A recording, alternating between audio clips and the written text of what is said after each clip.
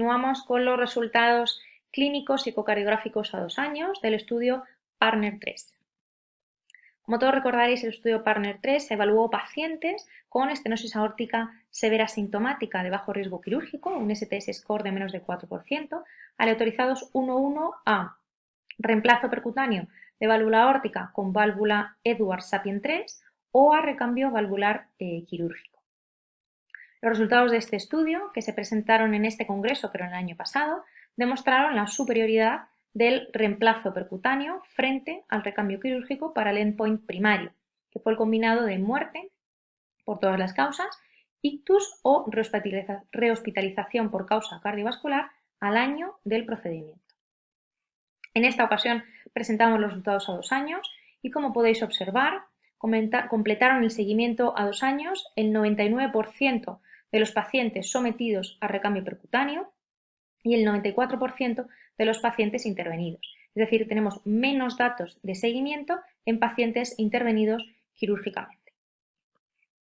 A los 2 años, el endpoint primario ocurrió en el 17,4% de los pacientes operados y en el 11,5% de los pacientes con reemplazo percutáneo. La diferencia entre estos dos brazos a los 2 años fue del casi 6%, siendo esta diferencia estadísticamente significativa.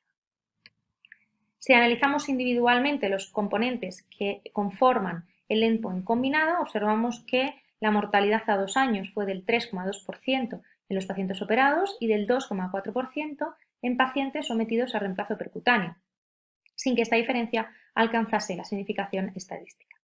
Merece la pena prestar atención a este dato. De los 7 pacientes que fallecieron en el grupo de TAVI, 4, los señalados en azul clarito, fueron considerados de causa cardiovascular, si bien una de ellas fue secundario a una caída y otra como una complicación de una cirugía de cadera. En el grupo quirúrgico hubo 3 fallecimientos y todos se consideraron de causa cardiovascular. La incidencia de ictus a 2 años fue del 3,6% en el grupo quirúrgico y del 2,4% en el grupo de TAVI, sin que la diferencia fuera estadísticamente significativa.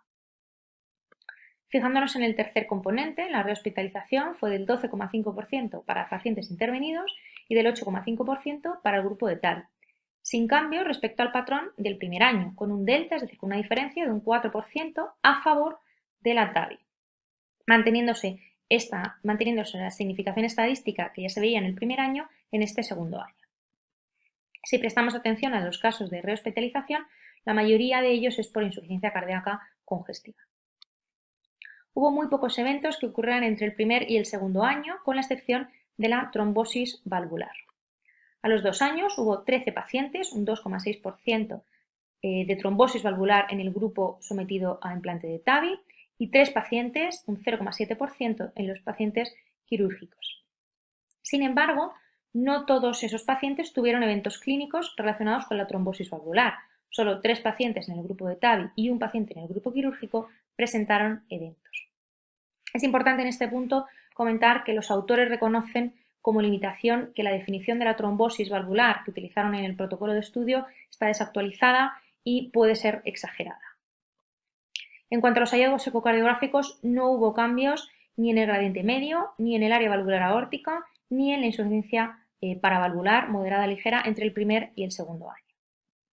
En definitiva, en pacientes seleccionados con estenosis aórtica severa sintomática de bajo riesgo quirúrgico, el reemplazo percutáneo de válvula aórtica con válvula Sapien 3 demostró, en comparación con la cirugía a 2 años, una reducción significativa del endpoint primario del 37%, aunque el análisis individualizado no mostró diferencias estadísticamente significativas en ambos brazos de tratamiento en cuanto a muerte o a ictus, sí en cuanto a tasa de rehospitalización a favor de la TAVI.